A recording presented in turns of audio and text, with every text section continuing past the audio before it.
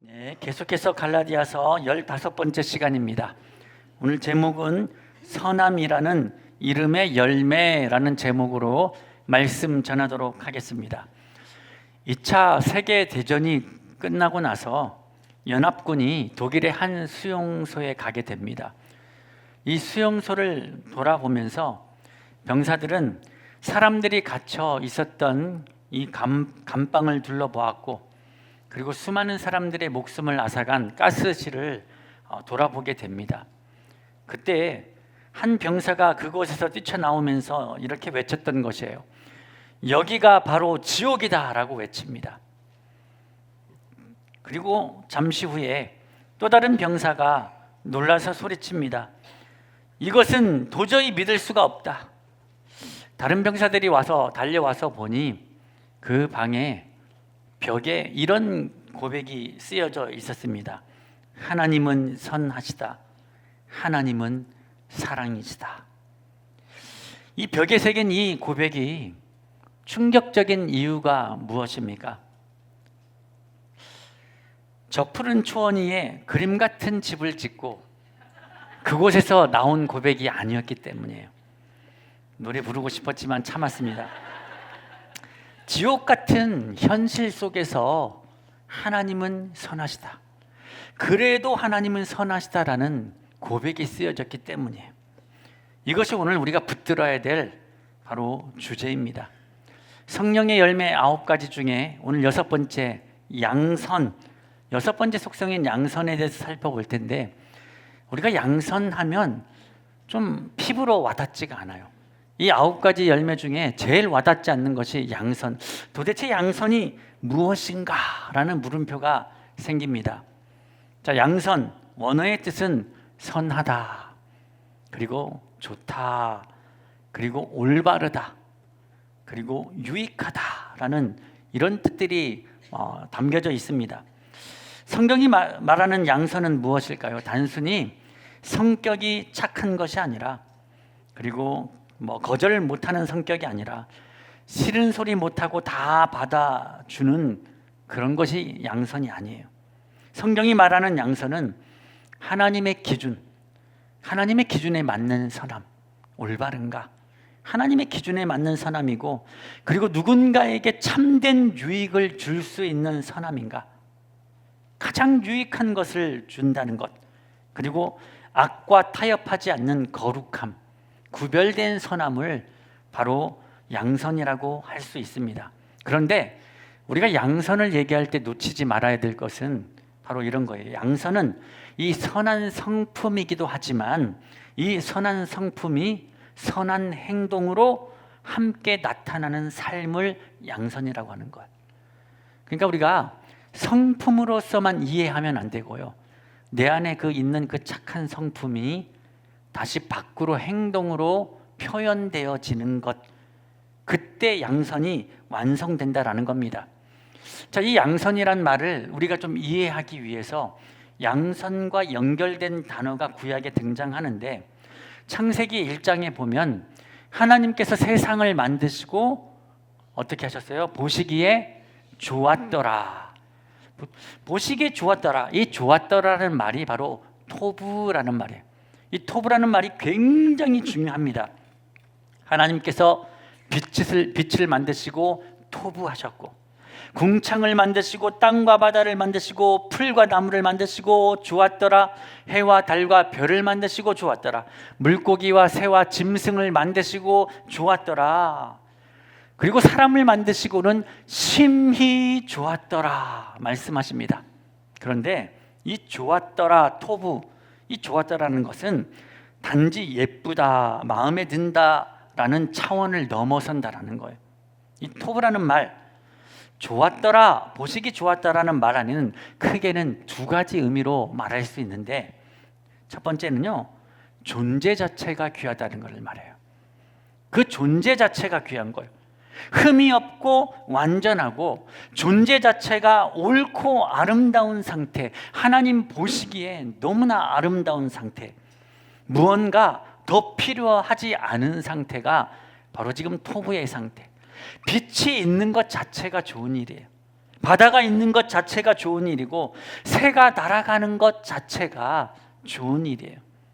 하나님은 존재 자체를 이렇게 귀히 여기신다는 겁니다. 우리가 강하기 때문이도 아니고 우리가 성공했기 때문이도 아니고 우리가 쓸모 있어서 우리 존재를 존귀하게 여기시는 것이 아니에요. 하나님께서 우리를 존재 자체를 귀하게 여기시는 이유는 하나님이 우리를 지으셨기 때문이에요. 그런데 하나님께서 우리를 어떻게 지으셨는가? 바로 두 번째. 왜 하나님이 보시기에 좋으신가? 두 번째는 바로 창세기 1장 2절에 보면 땅이 혼돈하고 공허했다라고 말합니다. 하나님이 세상을 만드시기 전에 이 혼돈하고 공허했다라는 그 속에서 하나님이 우리를 만드셨기 때문에 우리가 존귀한 건데, 혼돈은 무엇을 말합니까? 무질서 속에서 하나님께서 질서를 만드셨어요. 자, 이것이 어떤 말입니까? 하나님께서 빛과 어둠, 하늘과 땅, 남자와 여자, 이 질서를 만드시고 균형을 만드시고 완벽한 조화를 이루시고 있어야 될 자리에 있는 것, 그것이 아름다운 거예요.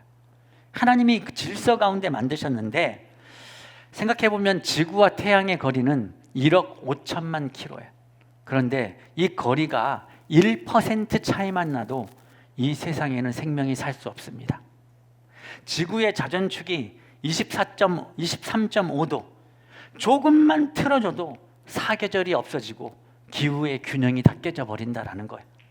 달의 크기와 거리, 일식과 조수간만의 차이가 조금이라도 틀어지면 바다에 해일이 일어나고 생명이 살 수 없는 세상이 되어버린다라는 것. 중력은 어떻습니까? 중력이 조금만, 그 중력의 값이 달라지면 우리는 지구 땅에서 날아서 둥둥 떠다니고 있을 겁니다. 떠다니는 게 좋습니까? 아니면 너무 강하면 우리가 땅에서 발을 떼지 못해요. 너무 붙어가지고. 이런 완벽한 조화 속에서 하나님께서 그 질서 가운데 이 세상을 만드시고 지금도 운행하고 계십니다. 인체의 질서는 또 어떻습니까? 심장이 평생 30억 번을 벌컥벌컥 뜁니다. 여러분, 하루도, 그리고 한순간도 심장이 뛰지 않으면 우리는 살 수 없어요. 뇌에는 1000억 개의 뉴런이 있어요.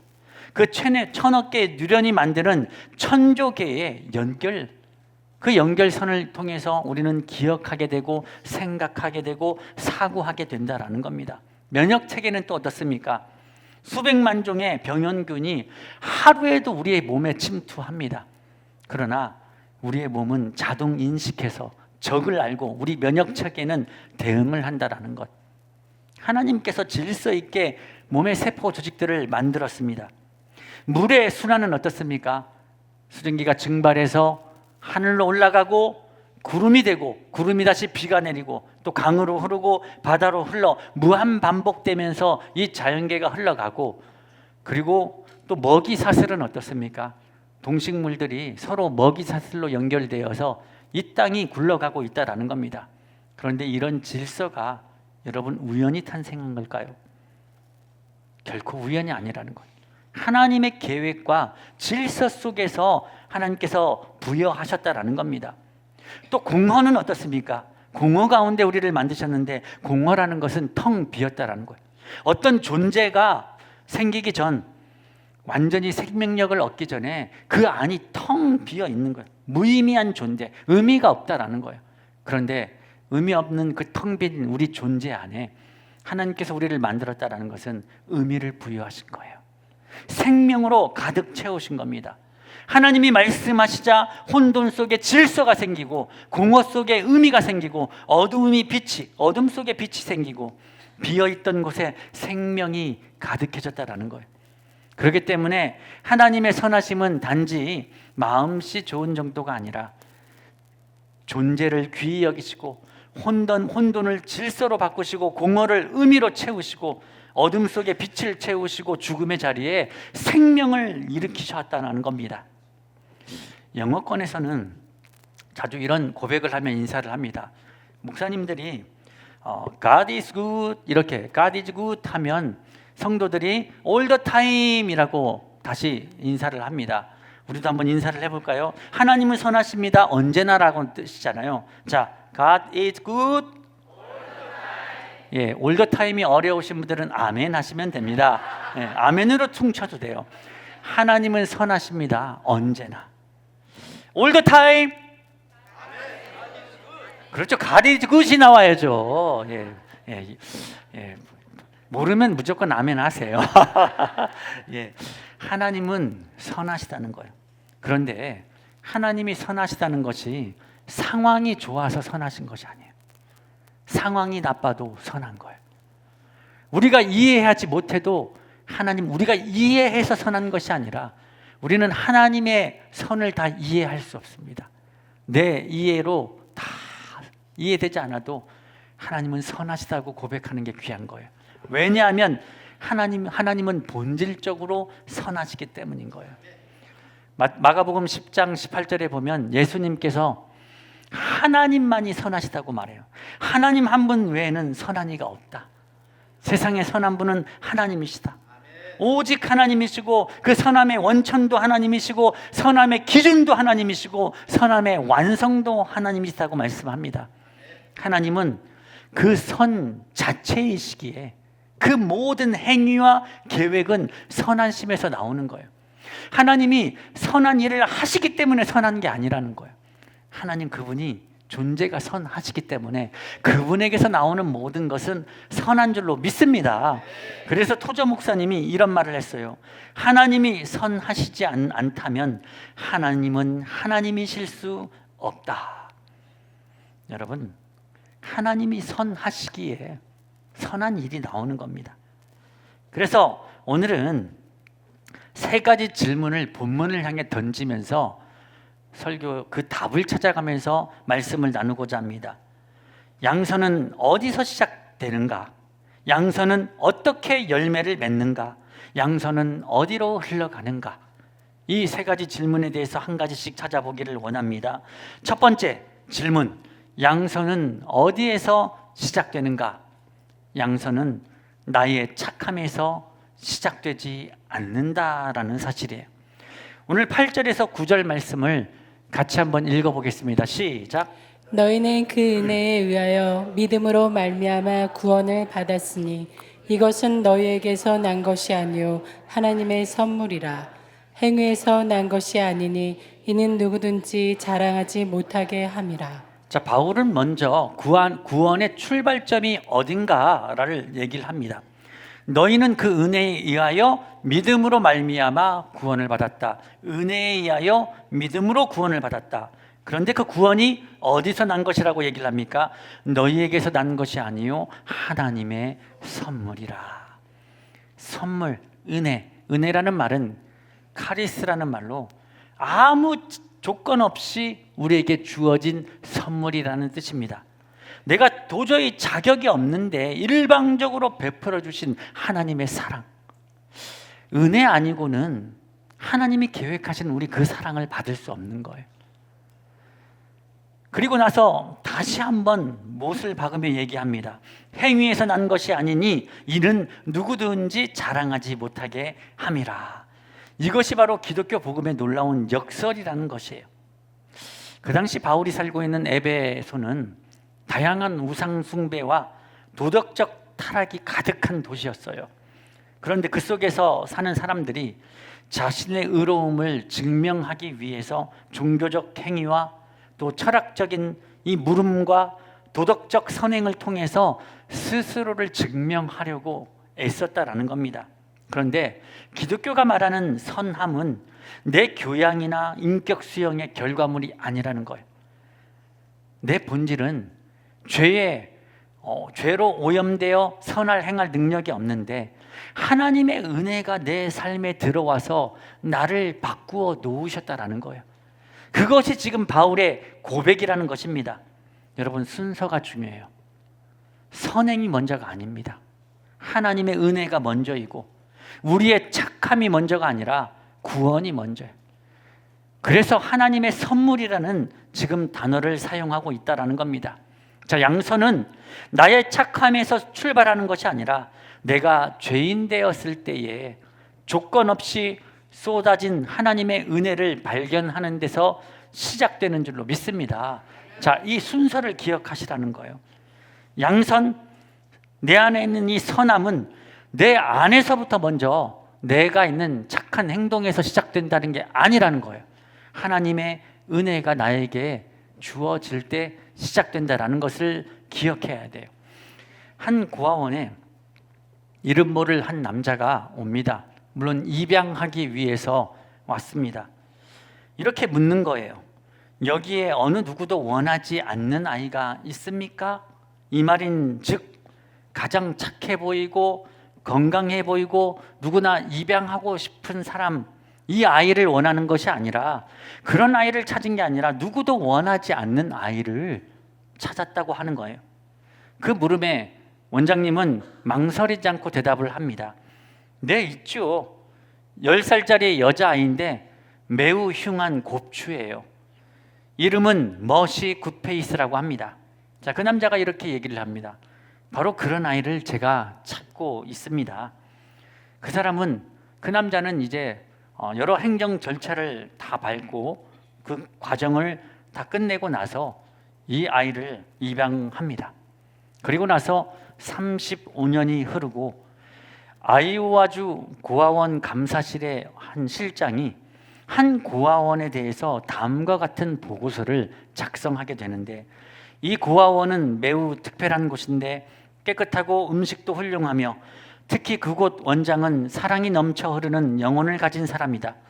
이곳에 수용된 어린이들은 모든 극진한 보살핌을 받고 있으며 원장으로부터 받은 사랑의 영향을 보여주고 있다. 그들이 저녁 식사 후 피아노 앞에 모여 섰을 때 나는 다른 곳에서는 느낄 수 없었던 분위기를 느꼈다. 나는 그 원장의 눈처럼 아름다운 눈을 본 적이 없다.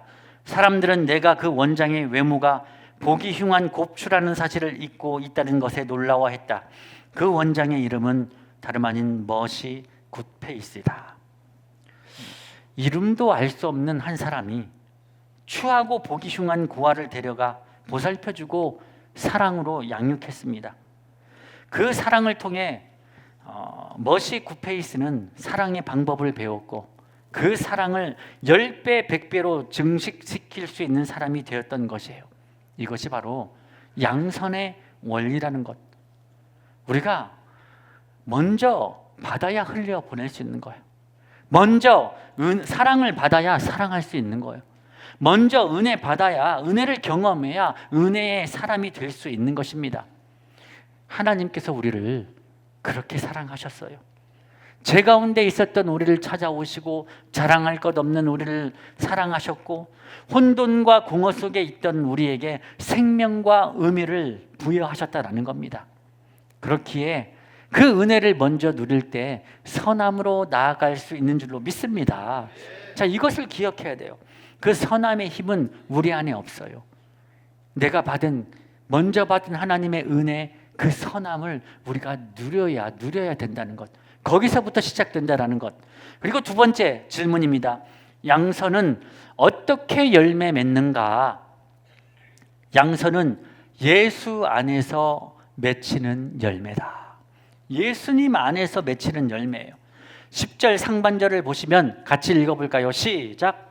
우리는 그가 만드신 바라 그리스도 예수 안에서 선한 일을 위하여 지으심을 받은 자니. 보시면 우리가 은혜로 구원받은 목적이 무엇인가? 은혜로 구원받은 목적이 바로 10절 상반절에 보면 우리는 그가 만드신 바라, 이거 원어로 보면 포이에마, 작품이란, 걸작품, 예술 작품. 여러분, 상품하고 작품의 차이가 뭐예요? 상품은 똑같은 걸 대량으로 찍어내는 걸 말해요. 그러나 이 작품이란 것은 손으로 수작업을 해서 단 세상에 하나밖에 없는 귀한 거라는 거예요. 하나님께서 우리를 직접 하나님의 손으로 작품으로 만들어주셨다는 거예요. 걸작품으로 만들었는데 그 걸작품으로 만든 목적이 무엇인가? 그리스도 예수 안에서 선한 일을 위하여 지으심을 받았다. 선한 일을 위해서 지으심을 받았다라는 것을 얘기합니다. 어느 안에서요? 예수 안에서. 예수님 안에서 우리가 선한 일을 위해서 완전히 새로운 존재로 창조가 되어버린 거예요. 우리가 자꾸 착각하는데요, 우리가 예수님을 믿고 구원받은 것은 업그레이드 되는 거 아니에요. 이런 모양에서 업그레이드 돼서 이렇게 됐구나가 아니에요. 행동 교정이 아니라 고쳐서 이 정도까지 온 것이 아니라 완전히 재창조, 새로운 존재로 변화되어 그 열매가 양선이라는 것입니다. 새 창조가 일어났는데 전에는 죄와 허물로 죽었던 사람이었고 세상 풍조를 따랐고 육체의 욕심을 따라 살던 사람이었고 혼돈과 공허 속에 있던 사람이었습니다. 그런데 이제 예수 그리스도 안에서 우리를 완전히 새롭게 만들었다라는 사실이에요. 우리 안에 무질서했던 그 질서들이 이제 복음이 들어와 복음 없이는 살 수 없는 존재가 되는 거예요. 아무 의미 없이 텅 비었던 존재가 이제 주님의 복음이 들어와서 복음의 의미를 품고 살게 되었다라는 겁니다. 양선의 정의를 이렇게 한번 정리해 보고 싶습니다. 양선이란 선하신 하나님께서 우리를 재창조하시고 우리의 존재를 귀히 여기시고 우리의 혼돈과 공허를 질서와 의미로 바꾸신 것처럼 우리도 누군가의 존재를 귀히 여기고 그 삶에 하나님의 질서와 의미가 회복되도록 돕는 성품이자 행동, 이것이 바로 양선인 겁니다. 요한복음 10장 11절에 보면 우리 주님께서 자신을 소개하는데 나는 선한 목자라, 선한 목자는 양들을 위하여 목숨을 버리거니와 라고 말씀합니다. 우리 주님이 선한 목자라고 말씀하셔요. 선한 목자는 양의 존재를 귀히 여기고 잃어버린 양을 찾아다니고 그리고 양을 위하여 목숨을 걸고 싸운다라는 겁니다. 여러분, 예수님의 삶이 그렇지 않으셨어요? 예수님은 병든 자를 보실 때 그를 문제로 보지 않으셨고 한 영혼으로 품으셨어요. 예수님은 세리와 죄인을 보실 때 포기해야 될 사람으로 보지 않으셨고 회복해야 할 한 사람으로 보셨습니다. 예수님은 가늠하다 붙잡힌 여인을 보실 때 조롱거리로 보지 않으셨고 다시 살아야 할 사람으로 보셨어요. 예수님은 삭개오를 보실 때 돈밖에 모르는 죄인으로만 보지 않으셨고 구원이 임해야 할 아브라함의 자손으로 보셨어요. 이것이 바로 선한 목자이신 예수님의 눈이셨다라는 겁니다. 이제 우리도 그 예수님의 눈을 닮아야 되죠. 나의 가치를 증명해야 하는 걸작품이 아니라 이미 하나님이 창조하신 최고의 걸작품임을 알고 우리의 가치는 세상의 평가에 의해 결정되는 것이 아니라 예수님 안에서 이미 최고의 가치를 지닌 걸작품, 누군가에게 선함을 흘려보내는 선한 일을 하기 위한 걸작품이라는 겁니다. 그래서 양선의 열매는 예수 안에서 이제 하나님의 걸작품으로 열매를 맺게 된다는 것입니다. 자, 그러면 이 하나님의 걸작품으로 열매를 맺는다라는 의미가 무엇일까요? 스페인의 천재 건축가인 이 가우디라는 사람 이름을 들어보셨죠? 바르셀로나에 가면 이 사그라다 파밀리아라는 성당이 있어요. 자, 그 성당을 정말 멋지게 지었는데 사람들의 시선이 잘 닿지 않는 아주 높은 구석진 탑의 꼭대기까지, 그 성당에 가보면 밑에서부터 꼭대기까지 성경 구절들이 이렇게 적혀 있어요. 그리고 섬세한 조각들이 있는데 그 조각들을 또 글자를 보면서 한 조수가 이렇게 얘기를 해요. 감독님, 이렇게 높은 곳에 있는 조각은 너무 멀어서 사람들은 보지도 못할 텐데 왜 이렇게까지 정성을 들여 만드십니까? 라고 물었던 거예요. 그러자 가우디가 묵묵히 하늘을 가리키면서 이렇게 대답합니다. 하나님이 보십니다. 하나님이 보십니다. 이것이 바로 하나님의 작품으로 살아가는 우리의 태도가 되어야 된다는 거예요. 하나님의 걸작품인 우리는 세상의 박수 소리에 움직이는 사람들이 아니에요. 세상이 알아주지 않아도, 사람들이 박수 쳐주지 않아도, 내 이름이 드러나지 않아도 하나님이 보고 계시잖아요. 가정에서 아무도 몰라주는 섬김, 하나님이 보고 계신 거예요. 교회에서 이름 없이 드리는 수고, 하나님이 보고 계십니다. 직장에서 정직하게 버티는 믿음도 하나님이 보고 계셔요. 누군가를 위해 흘린 눈물과 기도, 하나님이 보고 계신다는 거예요. 여러분, 우리는 세상의 평가로 만들어진 사람이 아니에요. 하나님의 손으로 빚어진 사람이기 때문에 오직 나를 만드신 창조주 하나님 앞에서 가장 순전하고 선한 열매로 맺어가는 인생이라는 것을 기억할 수 있기를 바랍니다. 때로는 고난이 우리에게 찾아올 때도 있어요. 그러나 그 고난 속에서도 하나님이 우리를 빚어 가신다라는 거예요. 세계에서 가장 비싼 바이올린 하면 스트라디바리우스라는 이름을 여러분 들어보셨을 겁니다. 가장 명기로 꼽히는데 이 악기가요, 17세기 후반 유럽을 덮친 극심한 이 소빙하기 시절에 자란 나무로 만들어집니다. 당시 이 혹독한 추위 때문에 유럽의 나무들은 성장을 멈추다시피 합니다. 그래서 자라지 못한 나무들의 나이테는 비정상적으로 촘촘해졌고 나무의 질은 돌처럼 딱딱하고 뒤틀려서 목재로서의 가치가 전혀 없다고 생각해서 다 버리게 됩니다. 그런데 이 현악기의 명장인 스트라디바리가 그 버려진 나무들을 집으로 가져옵니다. 그리고 혹독한 추위를 견뎌내느라 밀도가 극독히 높아진 그 나무를 깎고 다듬어 바이올린을 만들게 됐다는 겁니다. 그 바이올린이 바로 스트라디바리우스라는 거예요. 그가 90세가 넘고 세상을 떠나기 전까지 칼과 망치로 만든 악기가 약 1100대, 수십억 원에서 수백억 원을 호가하는데 현재는 전 세계에서 약 650개 정도 남았다고 합니다. 그것이 여러분 어떤 현대 기술도 재현할 수 없는 신비로운 소리를 내는 스트라디바리우스의 비밀이라는 것입니다. 세상의 기준으로 보면 우리는 상처 입고 때로는 잘하지 않는 것 같고 뒤틀린 인생처럼 보일 때가 있어요.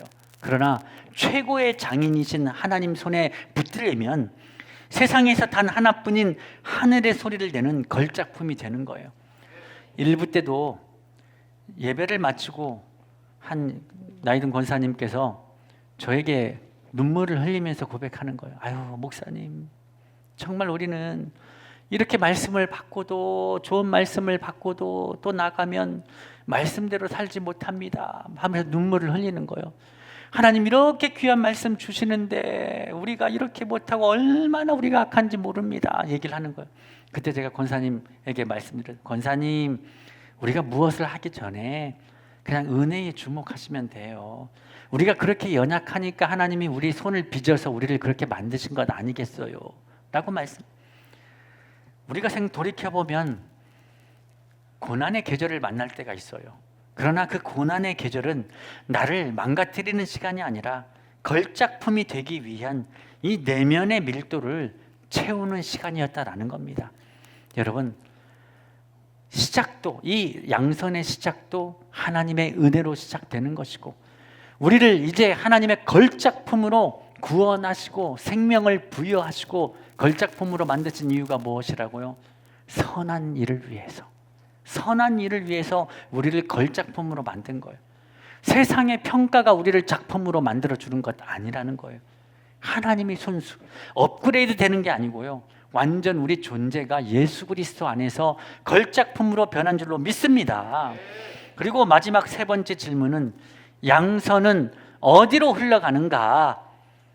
그 질문에 대한 답은 양선은 일상에서 살아내는 것입니다. 10절 하반절에 보면 이 일은 하나님이 전에 예비하사 우리로 그 가운데 행하게 하려 하심이라. 행하게 하다라는 뜻이 뭐냐 하면 걸어가다라는 거예요. 그냥 한순간의 결단과 한순간의 이벤트 일로 끝나는 것이 아니에요. 그냥 우리가 살아가는 길 자체가 선함이 되는 거예요.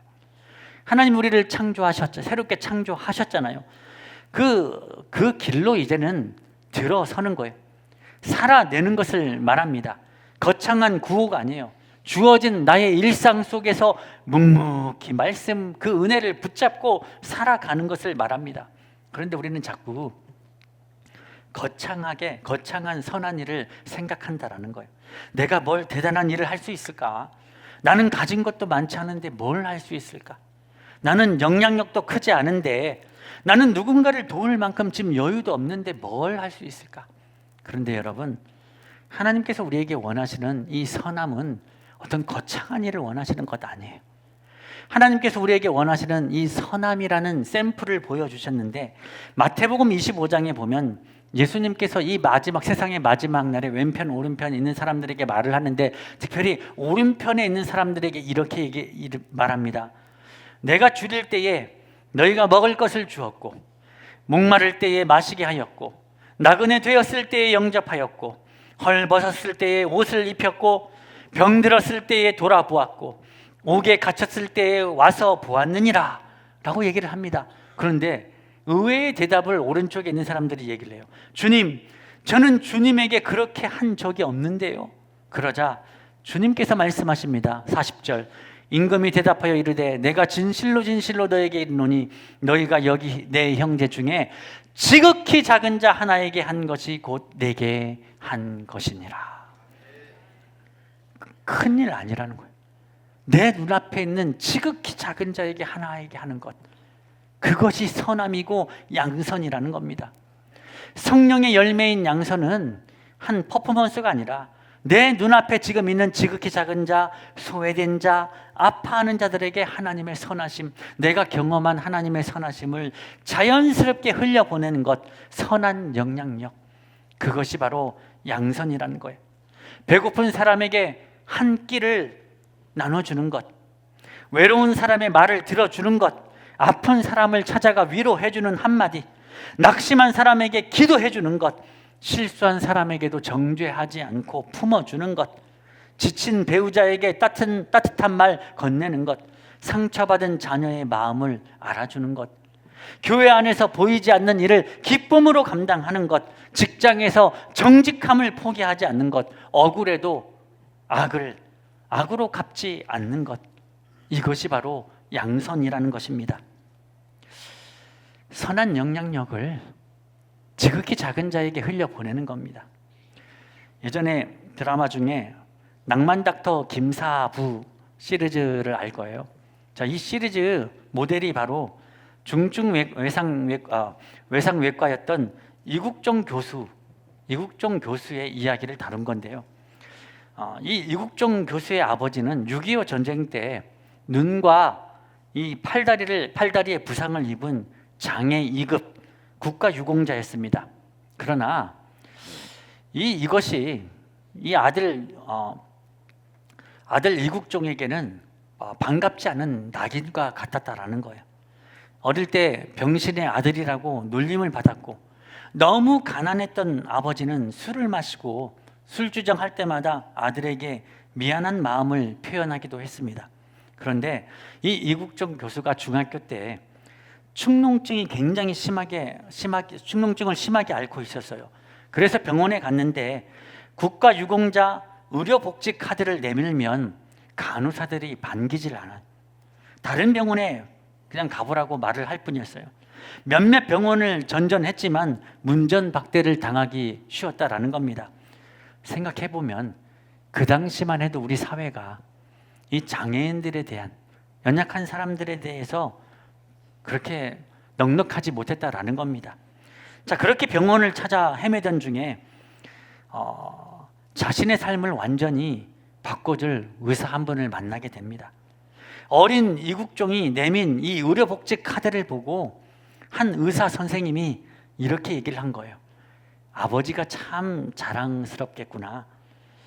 그래서 그 의사 선생님은 진료비도 받지 않고 정성껏 치료해주고 마음을 담아서 이렇게 격려를 해줬다고 합니다. 열심히 공부해서 꼭 훌륭한 사람이 되거라. 그런데요, 그 한마디가 어린 이국종의 삶을 완전히 바꿔버립니다. 나도 저분처럼 의사가 되어서 가난한 사람들을 돕자, 아픈 사람을 위해 봉사하며 살자 결단했다라는 겁니다. 그리고 이국종 교수가 늘 자신의 철학으로 알고 주장하던 삶의 원칙도 그때 탄생하게 되었는데, 그 삶의 원칙 철학이 뭐였냐면, 환자는 돈 낸 만큼이 아니라 아픈 만큼 치료받아야 한다. 가슴에 와닿는 얘기예요. 환자는 돈 낸 만큼이 아니라 아픈 만큼 치료받아야 된다. 그래서 한 명 한 명 환자가 올 때마다 그 중증 환자를 지금도 불철주야 그 환자를 위해 뛰어다니는 헌신적인 의사가 된 것으로 유명하다라는 겁니다. 여러분, 선한 말 한마디가 한 사람의 인생을 살렸고 그로 인해서 훌륭한 의사가 된 것 아닙니까? 누군가를 무시하지 않는 태도, 그 태도가 한 사람의 미래를 바꿔버린 거예요. 그 의사는 어린 이국종의 존재를 귀하게 여겨주었던 거예요. 그러자 이 어린 이국종의 마음속에 그 혼돈 속에 질서가 심어졌고 공허 속에 참된 의미가 심어 주어진 거예요. 이것이 바로 양선이라는 것입니다. 여러분, 양선은 거창한 것이 아니에요.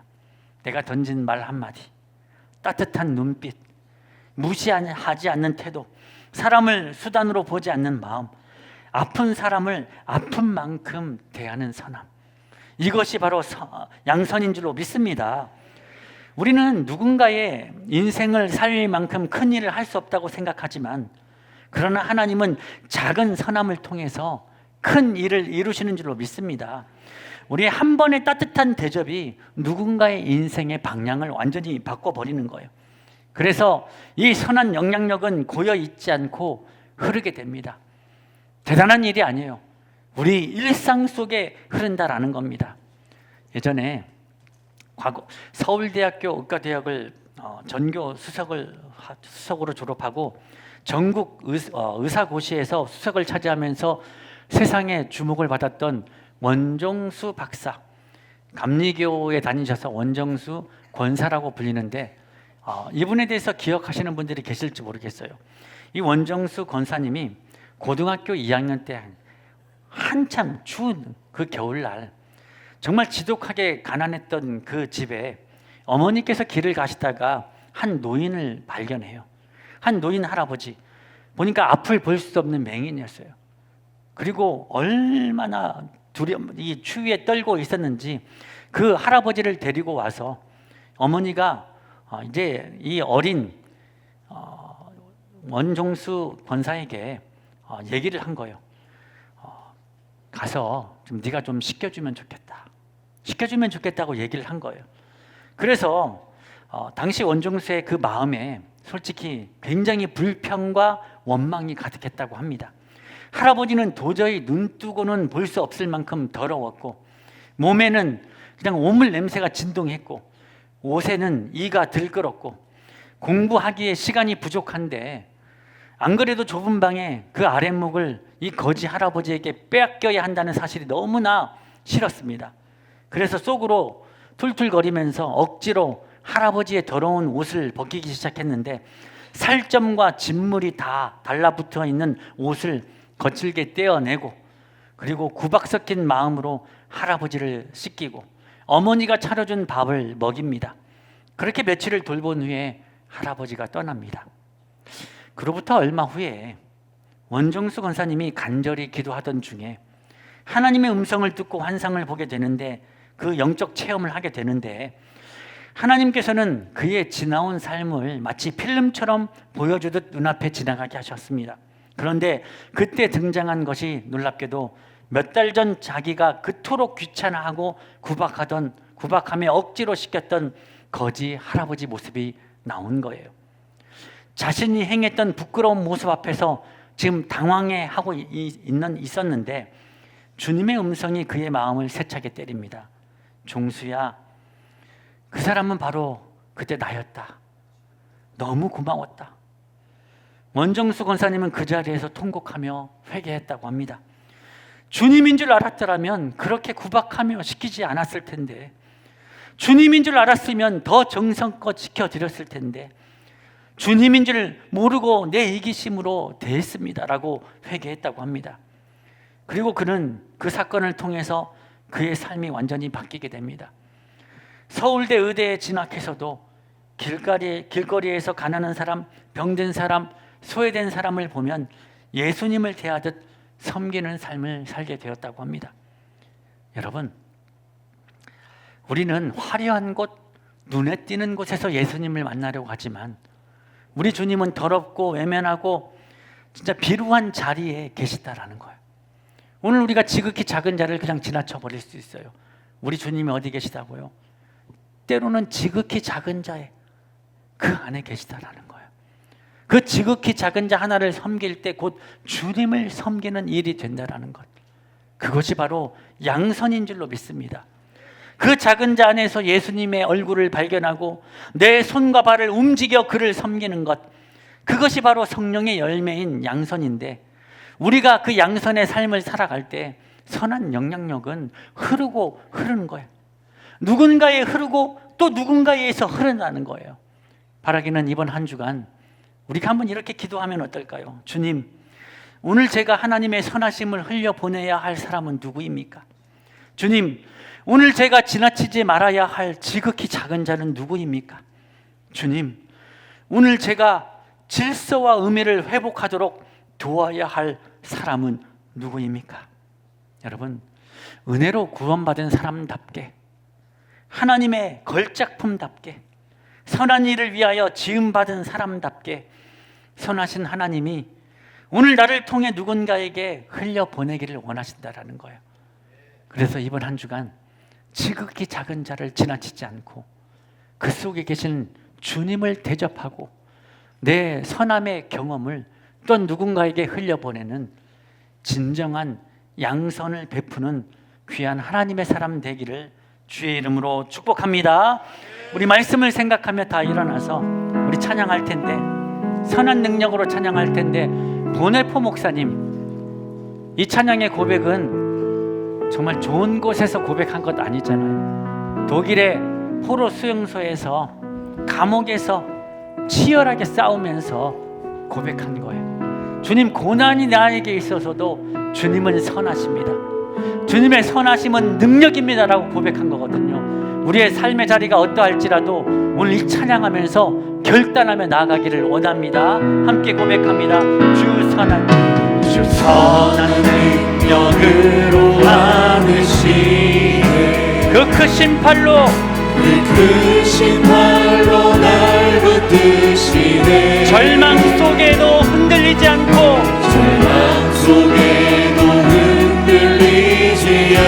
사랑하는 주 얼굴 부활이 이전의 괴로움 날 내워싸고 고난의 길을 걷는다 해도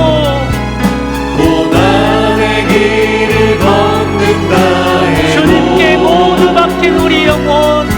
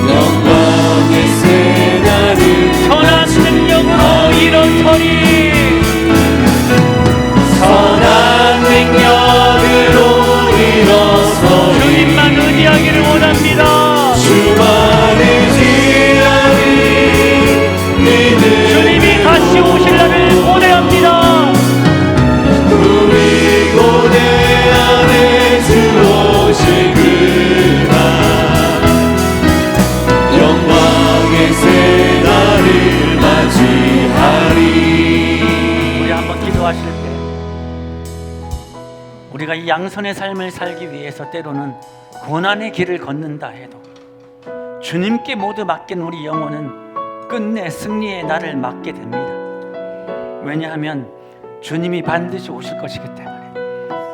정말 아무 의미도 없고 텅 빈 우리 마음에 찾아오신 주님, 무질서했던 우리 삶, 복음의 질서를 부여하시고 우리를 살리시고 걸작품으로 만드신 하나님, 이제 우리를 통해서 누군가의 공허한 심령을 터치하기를 원하십니다. 누군가의 무질서한 인생 속에서 복음의 질서를 파고들기를 원하십니다. 하나님이 우리를 걸작품으로 만드신 것, 이제 선한 일을 위해서 재창조하셨습니다. 주님, 우리를 그렇게 사용하여 주옵소서. 은혜로 시작되는 선함이 되게 하여 주옵소서.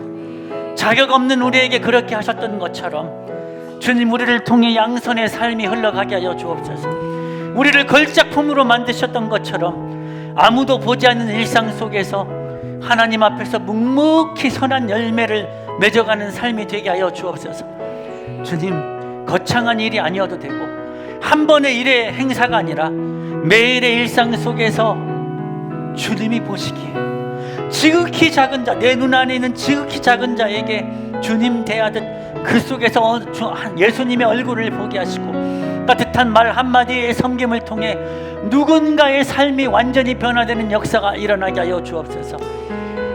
우리의 존재를 귀히 여기시고 삶의 혼돈과 공허를 질서와 의미로 바꾸어 주신 주님, 이제 누군가의 존재를 귀하게 여기게 하시고 우리의 선함이 흘러가 무너진 영혼을 다시 일으켜 주옵소서.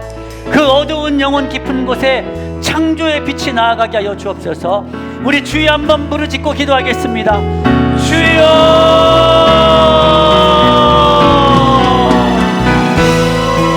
공허한 인생을 살아가는 우리의 텅 빈 인생 속에서 주님의 복음의 빛을 비춰주셔서 의미를 부여하셔서 우리가 살게 하여 주시고, 무질서했던 우리의 인생, 죄 가운데 빠졌던 우리의 인생, 정리가 안 됐던 우리의 인생 가운데 복음의 빛을 비춰서 질서 가운데 인도하신 하나님을 찬양합니다. 이제 그 선함이 우리를 통해 흘러가기를 원합니다. 주님, 우리에게는 그 선함을 비출 빛이 없습니다. 은혜로 구원받은 우리가 그 은혜의 힘으로 감당하게 하여 주시기 원합니다. 하나님, 우리를 걸작품으로 빚었습니다. 걸작품으로 빚은 우리의 목적이 무엇입니까?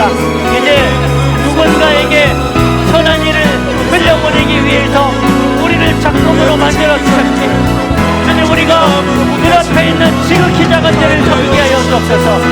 한 번으로 끝내지 않게 도와주시고 우리의 일상 속에서 지극히 작은 죄를 주님을 대하듯 작은 내 한마디 말, 내 한마디 섬김을 통해서 그 태도를 통해서 누군가에게 빛이 들어가게 하시고 무질서한 인생 속에 질서가 들어가게 하시고 텅 빈 영혼, 공허한 영혼 속에 주님의 빛이 들어가서 의미를 부여하게 하셔서 복음으로 가득 채우게 하여 주시기를 원합니다.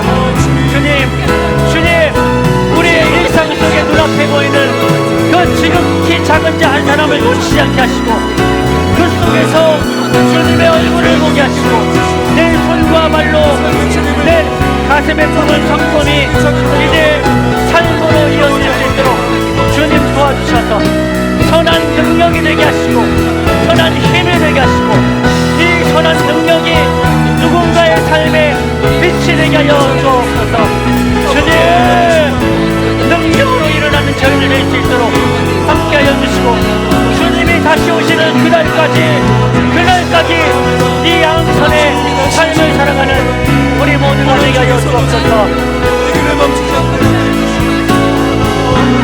선한 능력으로 일어서리,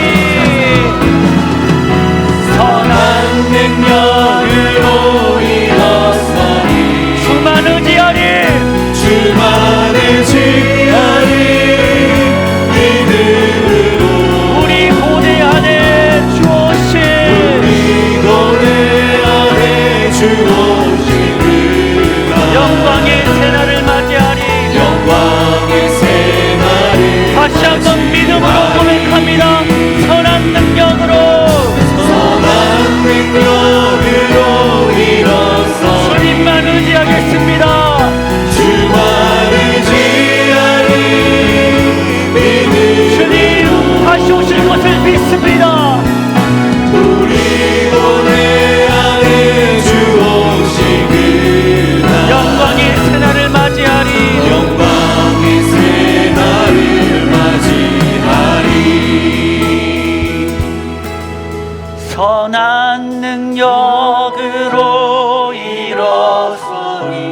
주님만 의지하기를 원합니다. 주만을 주님이 다시 오실 것을 믿습니다. 주님, 우리 고대 안에 주 오실 영광의 새날을 맞이하리. 영광의 새날을 맞이하리. 사랑과 은혜가 풍성하신 하나님, 자격 없는 우리에게 먼저 무조건적인 은혜와 사랑을 베풀어 주시니 감사합니다. 우리가 세상의 평가에 흔들리지 않고 그리스도 예수 안에서 선한 일을 위해 지음받은 하나님의 걸작품임을 늘 기억하게 하여 주옵소서. 우리의 얄팍한 착함이나 의로움이 아니라 하나님의 선하심이 우리의 삶을 통해 자연스럽게 흘러가게 하여 주옵소서. 거창한 일이 아니라도 오늘 우리의 일상 속에서 만나는 지극히 작은 자를 주님 대하듯 섬기며 살아내게 하셔서 우리의 따뜻한 말 한마디, 작은 섬김을 통해서 누군가의 무너진 삶과 혼돈이 질서가 되게 하시고 공허했던 것이 의미로 채워지는 회복이 일어나게 하여 주옵소서. 그래서 주님, 우리가 그 지극히 작은 자를 통해서 주님을 섬기는 놀라운 축복이 우리 중문교회 성도들 가운데 이어지게 하시고, 때로는 힘들 때도 있지만 주님 다시 오시는 그날까지 주님이 다시 오실 것을 믿음으로 오늘 내 눈앞에 있는 섬김을 통해서 진정한 양선을 흘려보내는 우리 모두가 되게 하여 주옵소서. 감사드리며 예수님 이름으로 기도합니다. 아멘.